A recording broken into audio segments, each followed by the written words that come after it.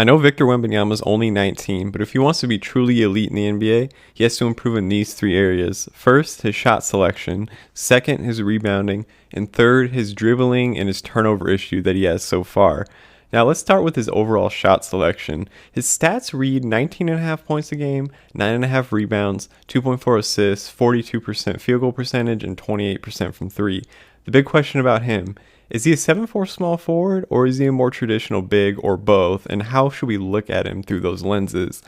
He's shooting about 66% of his shots from 2 and 33% of his shots from 3, but when you look at the efficiency, which is the bottom chart, he's really, really good 3 feet and in, and it gets worse the further he gets out. So, what does that mean?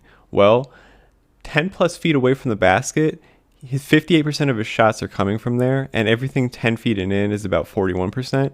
And he's shooting only 32% on shots 10 plus feet away from the basket, including three-pointers, and then 0 to 10 feet, that's about 59%. So, is he taking the wrong type of shots? Well, let's take a look at the film. So, Victor Wembanyama takes a lot of these shots, pull-up threes early in the shot clock, and he doesn't make enough of them to justify the amount he takes, at least not yet. So he's making about 28% of his threes, and he probably feels like this shot is open for him, and it probably is, because who's going to get a hand up that high?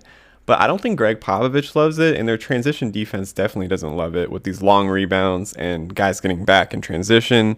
So what he needs to do instead is he needs to just calm down, okay? Like these catch and shoot threes need to be the first priority. Like this right here, he's got to make these bare minimum to justify the amount he's taking before he starts doing all this other stuff. Like this right here, this crazy off the dribble step back three. You know, he might be good at that in the future, but that early in the shot clock with 16 left, his teammates aren't going to love it, and his coach is not going to love it, okay? I think he can become a pretty good three-point shooter, but he's a really good cutter. He's a really good driver to the basket. I feel like he needs to be using these skills more than just settling for shots 27 feet away. You know, here in the corner, I also think is a weapon for him, kind of like a PJ Tucker. If they can get that shot developed, I mean, who's going to be able to rotate over and get a hand up while he's just sitting in the corner, right? And so another thing, too, is that he can flash open really well. But like this right here, it's all about rhythm for him. And if he's not looking at the basket, or if he's out of rhythm, you know, it's been mentioned on broadcasts by like Doc Rivers saying how out of rhythm his shots can be at times. His percentages go way down. And I just feel like I want to see him more in the post. And, you know, when he's in the post, this isn't the right shot. Like a forced, you know, contested shot. I know he feels like he can shoot over most people, and he's probably right. But I want to see him assert himself, because teams, what they're going to do is they're going to put smaller guys on him. Like right here, they're going to try to get him off his spot. And when he fades away like this, and this is a pretty good double team, but when he fades away like this, he's kind of bailing the defense out, right? Like I'd love to see him put his shoulder down and just go attack the basket, because I feel like he can do it pretty well. And when he gets pushed off his spot like that, like, look, he's catching it almost right by the three-point line. And, like, Dylan Brooks and these guys, they're going to body him up. And that's just not a good shot. And that's just bailing the defense out. And they're going to live with him taking those type of shots, right? And so here's Kevin Durant on him.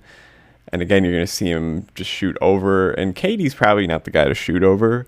But my point is that he kind of just settles a little too much, right? Like, here he is. He's grabbing the rebound, and he just decides to fade away. I mean, there's still 12 seconds left on the shot clock, so I'm not really sure if the speed of the game is a little too much for him right now. And then here, off the catch, off balance three, I just don't think these are good looks. And, you know, I know he doesn't have a point guard to give him good looks yet, but there's stuff that he can control, and that's one of them.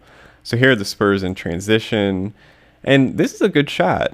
In rhythm, catch and shoot, knocks it down. He needs to do more of that, not dribbling 5 times and then shooting, or catching and shooting off bounds. Here he is inside. He's posting up, over. Like, that's a good look. Like, why can't he do that 10 times a game? And you might be saying, like, oh, well, you're trying to limit his skills. But no, but, like, look at how much of an advantage he has down low. Percentages that we showed you show that.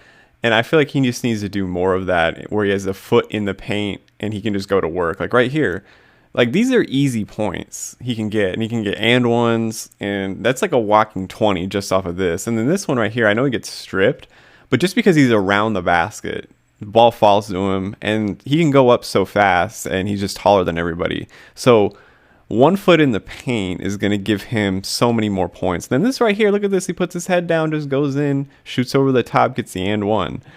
He just has to keep it simple and just attack the basket, right? Like here he goes again. He's going to catch the ball, and then he's going to be guarded by Robert Covington, and he goes right to the basket. And I love his angles on his drives where he goes towards the hoop, not away from the hoop. And then right there he misses, but he cuts, gets the dunk. Needs to use his cutting, and needs to shoot closer to the basket and have 1 foot in the paint.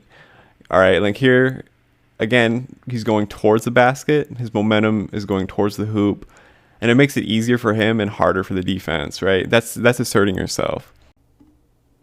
So I think Victor Wembanyama's dribbling and turnover issue is more of a problem than a shooting issue. They're going to have defenders a foot shorter on him, just try to steal the ball, dig the ball out, and it's going to work because his center of gravity is so high that the ball is in a perfect position for shorter defenders to come and get steals. And when he dribbles in traffic, it's a recipe for disaster. They don't have a real point guard, and it's putting too much responsibility on him to self-create his own shots. And there's going to be a lot of very, very bad and unforced turnovers. Here, this is a good defensive play, but again, the ball's in perfect position for a center to come and strip him. And Şengün is 6'11", so what do you think shorter guys are going to be able to do on him, like I showed you in the first couple of clips? Here he is guarded by Nurkic out on the perimeter, and Nurkic is going to come and stick a hand in and then get the steal. And then these turnovers are also killing the Spurs on the defensive end. And it's not just his fault, but he's contributing a large part to it. Now here he is guarding by Kevin Durant, and Durant is just going to sit on this and strip it and then go the other way. So NBA defenders are very good, they're very smart, and they have quick hands. Here in the post, you're going to see Kevin Huerter reach around, get the steal. And then another problem Wembanyama has is that he doesn't have great touch on his passes. I feel like he can be a good playmaker, but you're going to see a lot of bounce passes that he just can't get the feel for. And he's realizing quickly that NBA defenders are very fast and very reactive. And I know, the league isn't a staunch defensive league like it once was, but they're still great defenders. And here, this is another issue too I'm going to talk about a little later, but his post-entry passes, his lob passes are all short and low for some reason. And I have a theory on that. But here you're going to see Wembanyama, he's going to post up, and there's one of those bounce passes I was talking about that are it's just too short. He doesn't have enough strength on them. And they're avoidable turnovers in my opinion. Here's Wembanyama again. He's going to post up and he loses the ball, and then he just gets a lazy pass down there. So I'm not trying to pick on him or cherry pick clips, but I'm just trying to show you a common theme of some of his turnovers. Like right there, these are like line drive passes, and my theory is that he's so tall that he's not really used to throwing passes like up, like how you normally throw a post-entry pass or a lob pass, and it's leading to a lot of turnovers. Like right there, he's throwing these passes almost down, and I think maybe because of his height that he's just not getting the right angle, or he's seeing a different angle. But a lot of his turnovers are these passes that are like line drives, and any defender is going to be able to pick that off, right? Because they don't have to jump, and it's just kind of right to them. Like you can just stick a hand up without jumping. And here he just gets bodied and loses his dribble. He's got to get stronger. And I know I said his rebounding was an issue. I think he's a good rebounder, but there's a couple things he can clean up just to avoid cheap fouls. So when he gets boxed out by a smaller guy, he can avoid a lot of personal fouls and cheap calls by just not reaching over the top and tipping it to himself. He's only grabbing about 7% of the Spurs offensive rebounds because he's a perimeter player. I think that number should be higher just for second chance points.